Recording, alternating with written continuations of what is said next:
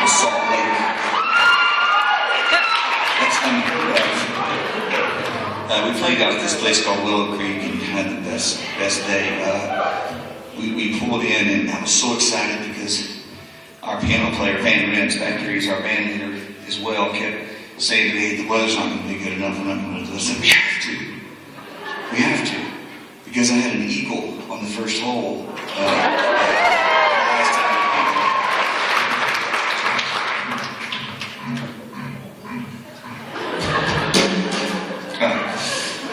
Wow. What I was going to say, though, is there's no place that I'd rather be than right here tonight with you guys.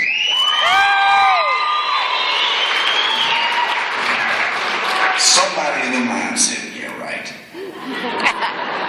I'll win you over before this night's over with, I promise you that.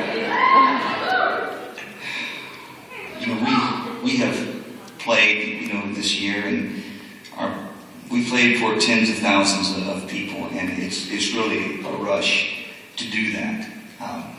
But the reason why I said there's a place I'd rather be than right here is because this is a personal night that I don't get a lot of these to share and be among people who have MS. I mean, there's nobody that I know that I'm with that lives within miles of me who has MS. So this is really like a family reunion. I get to be with you guys. We understand each other, and there's a lot to be said for that. You know, that first song that I played for you guys, "Live Until I Die," and it's crazy how it almost foreshadowed my life. I wrote that song when I was 17 years old, and then 9 years later, I was diagnosed with MS. I was up in Calgary, Alberta, in the Rocky Mountains, and I was told that I had MS when I came back down. Now, Moses went up and got the 10 Commandments. I went up and got MS.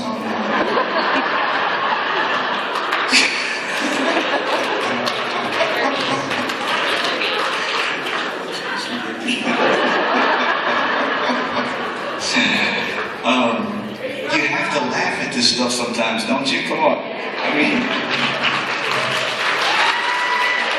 there's so many things that MS stands for. Obviously, we know we've heard them all, but more serious doesn't need to be one of them. You need to be more serious. You were very childish. I don't think that was the case, but when I was diagnosed, I was in a really dark place for a little while, and we'll bring it over here.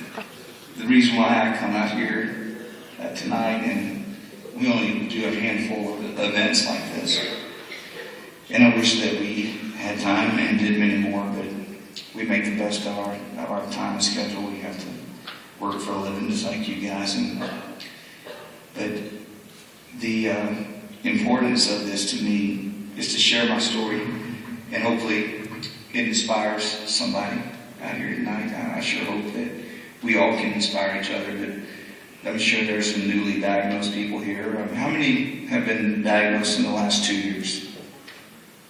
Count a bunch. Good. Then this will pertain to you. My first 2 years, or first year of diagnosis, I really didn't have MS.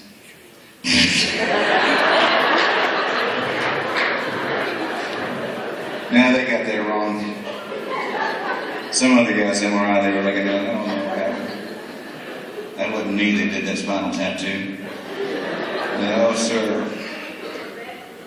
It's, I don't know what you call it, self-preservation or what, but something happened after that darkness. I was doing a show, and we were doing a show in Dallas, Texas, in Texas Stadium.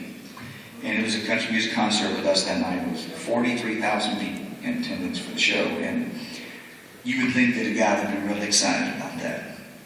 And I wasn't. Because I was sitting, I remember this during the day. I don't do sound checks because I don't believe in messing it up. You're going to mess it up, just mess it up once. So I don't really do it. The band does sound check. Y'all like sound check without me? Is it productive? I don't interrupt y'all. I'm sitting on the steps during the day, and I must have been, I was contemplating, I guess. And this guy drove up in a golf cart, He's a middle-aged guy, about 60, 65, and he says, it's not the end of the world, you know.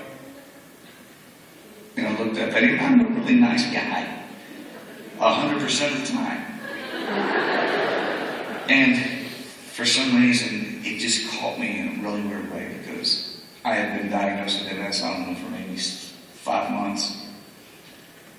And I just looked at the guy, and he just kept staring at me. And he said,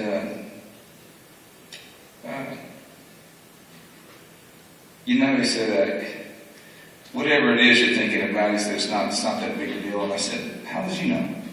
And that's not something I would say. So MS was actually taking my joy away. And I didn't realize that at the time. And finally I'm thinking, man, surely this crazy guy is going to leave in any minute. He goes, come on, he said, I will take you around the stadium. He said, I'm the stadium manager here. I'd love to go give you a tour of the stadium. You know, I mean, I've been in 100 stadiums, sang the anthem. You know, I'm from Texas, and it's not that big a deal to be in Texas Stadium. And I'm like, no, I said, I really don't feel like it. And he goes, you're going to be all right, you know. And at this time, this guy has got to leave now. And I looked at him and I said, I don't know who you are or whatever. I said, man, I got stuff to do. This conversation is not really going anywhere. And he says, where are you going? I said, how did you know? He said, because I have MS too. And he started to drive off and I went, wait a minute. I was chasing the guy down because this is the first person I met who had MS besides me. It was the craziest thing. And I ran the guy off, you know.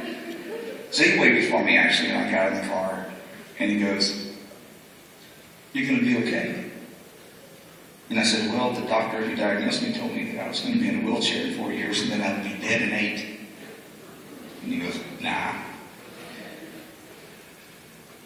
Because when I was diagnosed, I didn't realize this, but I had so many lesions on my brainstem and in my brain and in my spinal cord that was not a very far off diagnosis for that time.